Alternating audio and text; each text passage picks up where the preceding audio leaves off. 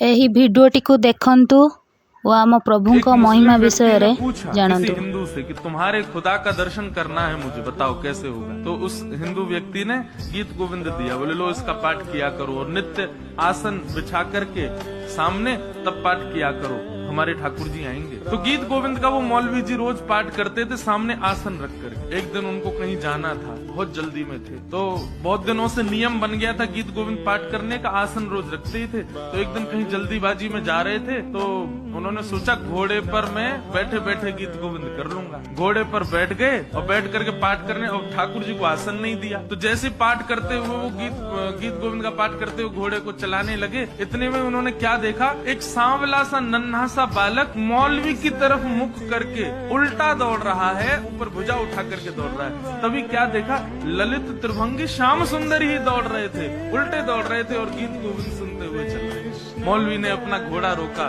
नीचे उतर करके आया, कमल नेत्र ठाकुर जी के, सुंदर दंतावली, घुंघराले केश, श्याम वर्ण देख करके उसके नेत्र सजल हो गए। बोले भगवान आप ऐसे उल्टे क्यों दौड़ रहे हो? बोले आज तेने आसन ही ना धरो हमारे काज, तू अकेलो ही बैठ गयो घोड़ा पे, हमारे काज आसन ही ना धरो तो कहा करें। अब गीत गोविंद कोई गावे तो मेरो तो मन करे सुनवे को।